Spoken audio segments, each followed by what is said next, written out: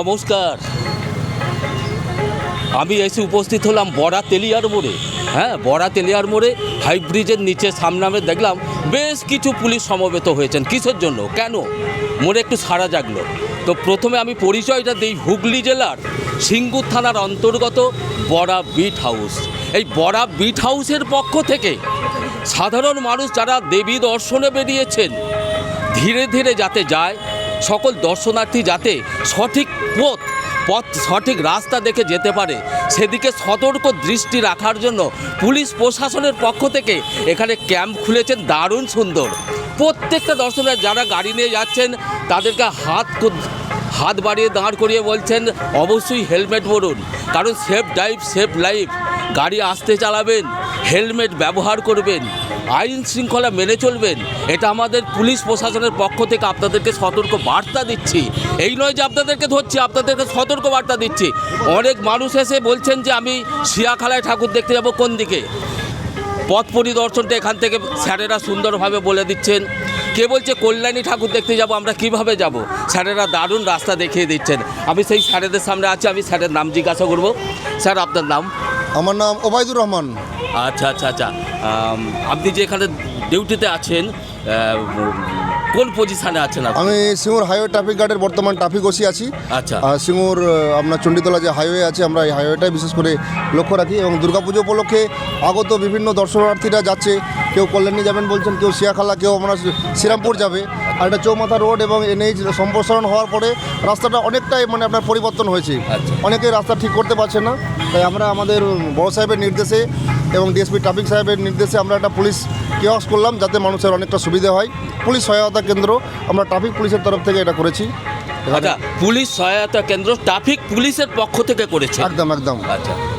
এখানে আপনার আমরা অষ্টমীর জন্য যে সমস্ত বাচ্চারা আসে তাদের এখানে টপি দিচ্ছি। বাহ বাবা, এটা কিন্তু দারুণ সংবাদ। যারা বাচ্চাদেরকে নিয়ে বেরিয়েছেন, এই যে পুলিশ সহায়তা কেন্দ্র হয়েছে, এখানে বাচ্চাদের হাতে ট্রফি তুলে দিতে। স্যার, আপনাকে অসংখ্য ধন্যবাদ। স্যার, আমার ভালো লাগছে আপনার বাক্য শুনে। আপনার আদি বাড়ি কোথায়? আমার বাড়ি তো, আমি এই জেলারই ছেলে। আচ্ছা। আমি এই জেলারই আপনার তারকেশ্বরের দিকে আমার বাড়ি। আচ্ছা আচ্ছা, আপনার বাক্যটা ভীষণ সুন্দর স্যার, দারুণ লাগছে। আর দু চার কথা বলুন। আমি আগামী শারদোৎসব চলছে আমরা শারদীয় উৎসব, এই শারদীয় উৎসবের জন্য সকলকে আন্তরিক অভিনন্দন জানাই। আজকে শুভ অষ্টমীর দিনে সকলকেই জানাবো, আপনারা ট্রাফিক নিয়মটা মেনে চলুন।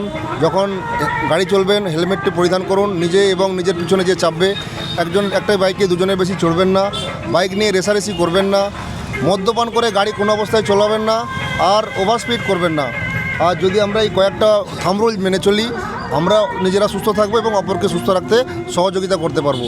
আপনাদের মাধ্যমে আমাদের এই বার্তা দিতে চাই যে আপনাদের এই ইউটিউব চ্যানেল বা আপনারা যে প্রচার যদি আপনাদের মাধ্যমে হয়ে থাকে, সাধারণ মানুষ এটাই জানুক যে যতটা পারা যায় আমাদের দ্বারাই অ্যাক্সিডেন্ট যদি রিডিউস করা যায়, এটাই হচ্ছে আমাদের একমাত্র লক্ষ্য। আচ্ছা, আপনাদের লক্ষ্য হচ্ছে যাতে অ্যাক্সিডেন্ট না হয়, যাতে যারা গাড়ি নিয়ে বেরোচ্ছে দুজনের বেশি যেন তিনজনে গাড়িতে না চড়ে, যেন গাড়ি অবশ্যই আস্তে চালায়, যেন রেসারেসি না করে।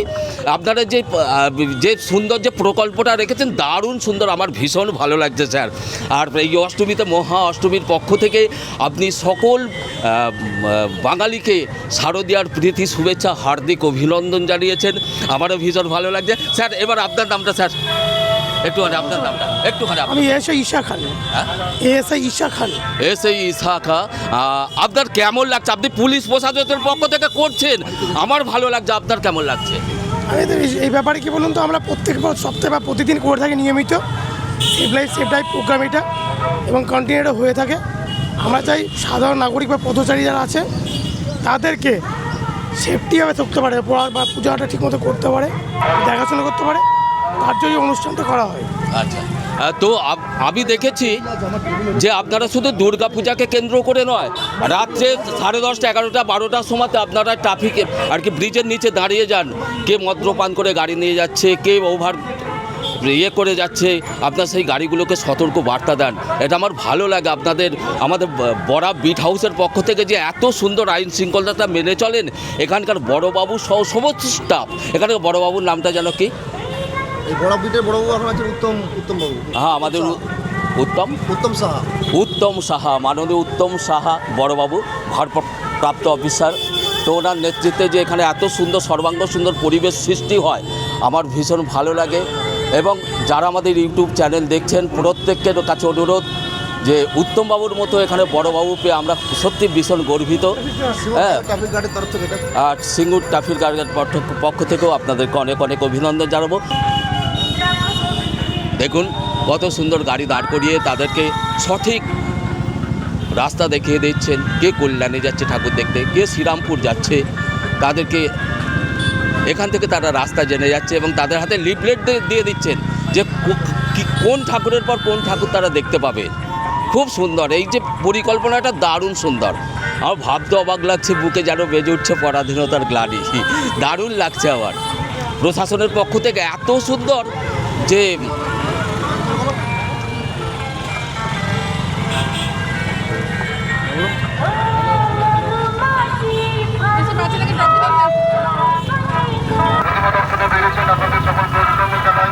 আপনারা সড়ক নিরাপত্তার জন্য নিজেদের হেলমেট পরিধান করুন এবং বাইক নিয়ে কিন্তু রেসারেসি করবেন না।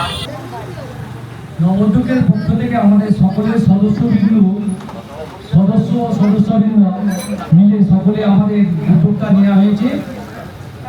সেভ লাইফ এই প্রোগ্রামটা আমরা করেছি। এই সম্পর্কে দু চার কথা বলুন।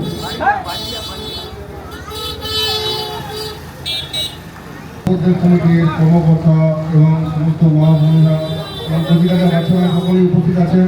এখানে উপস্থিত আছেন আমাদের সভাপতি ফরিদ ঘোষ মহাশয় এবং সেক্রেটারি খগেন্দ্রনাথ পাত্র, দীপঙ্কর কোলে এবং শক্তিপদ কোলে মহাশয়। এছাড়া অনেক সকলেই রয়েছেন যাদের নাম বলছি না, তারা সকলেই অক্লান্ত পরিশ্রম এবং নিজেদের শ্রম অর্থ সময় দিয়ে আমাদের এই সুন্দর প্রতিমা প্যান্ডেল করেছে।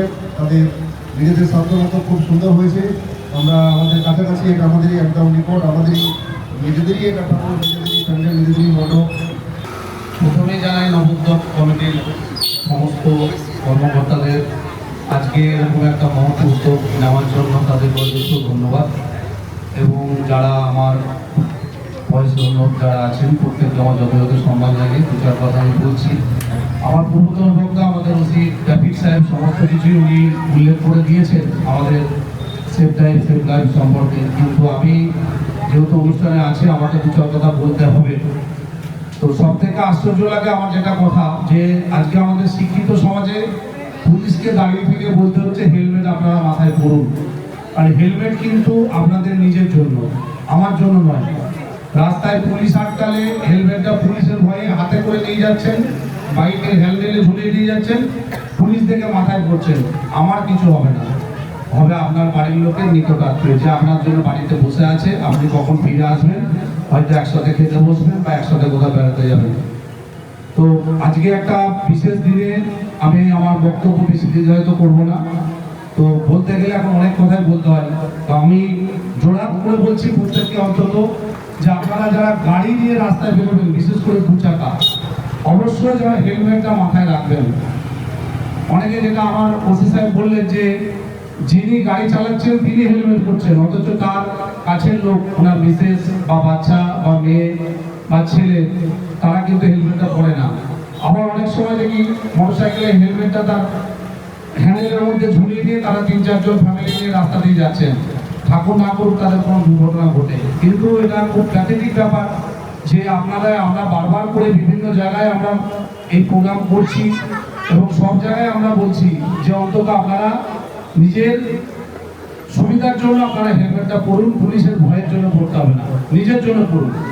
আমাদের খারাপ লাগে যিনি আমার আগে বক্তা বললেন যে আমরা 1000 টাকা একটা প্রসিকিউশন কাটি, গভর্নমেন্ট রুলস, আমরা সরকারি কর্মচারী, আমাদের জোরাত বাধা, আমাদের এটা কাটতেই হবে, কিছু করার থাকে না। কিন্তু আমি চাই না যে আপনাদের এই গ্রাম বাংলায় 1000 টাকা জোগাড় করাও কিন্তু অনেক কষ্টকর ব্যাপার। যেহেতু এখানকার ম্যাক্সিমাম লোকই কিন্তু চাষি প্রধান লোক, কেউ বড় বড় চাকরি করে বা বড় বড় বিজনেসম্যান সেরকম নেই, সবাই কিন্তু মাঠে কাটা লোক। তো আশা করবো আপনারা আগামী দিন নিজেরা আরো সচেতন হবেন এবং আরো ভালোভাবে নিজেদের জীবনযাপন আরো স্বচ্ছন্দভাবে করবেন। তো আজকে একটা ভালো দিন, মহাষ্টমীর দিন, এখন মা দুর্গা আমাদের মধ্যে আছেন এবং আগামী এখনো দুদিন থাকবেন। সবাই আমরা পুজোটা ভালোভাবে এনজয় করব এবং আগামী দিন যেন প্রত্যেক মানুষের ভালো কাটে, এই দুদিন কথা বলে আমার বক্তব্য শেষ করছি। নমস্কার। আমি জোরদার করে দাঁড়িয়ে এনার হাতে দিয়ে দিচ্ছেন হেলমেট। হ্যাঁ, হেলমেট পরিয়ে দিচ্ছে, আপনারা দেখুন। করতালি করতালি, জোরদার করতালি। মহাষ্টমীর মহা ধামাকা। যারা হেলমেট দিয়ে ঘোরাঘুরি তার বাইক দিয়ে আসছেন,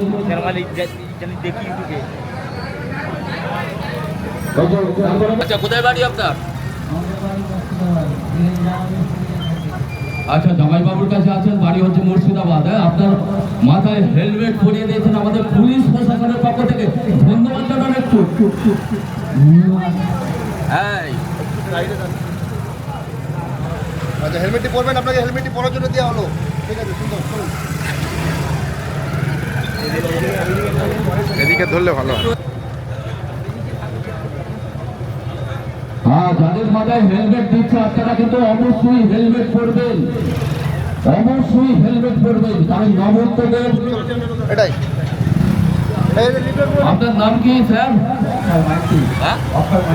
অক্ষয় মাইতি। আপনাকে পুলিশ প্রশাসনের পক্ষ থেকে অনেক অভিনন্দন, কারণ আপনারা দুজনেই হেলমেট পরে বেরিয়েছে।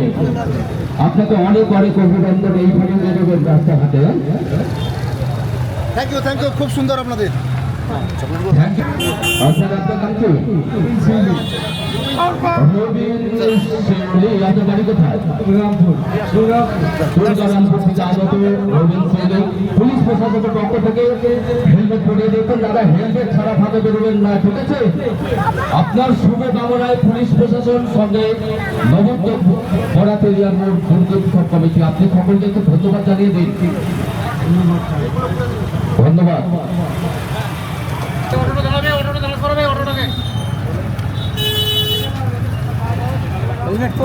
দাদা, অটো একটু দাঁড়িয়ে যান, ওখানে একটু দাঁড়িয়ে যান। অটো বাইকে কিন্তু তিনজন যাতায়াত করছে, যাই হোক বাচ্চাকে মাঝখানে চাপ দিচ্ছে, সেটাও ভালো।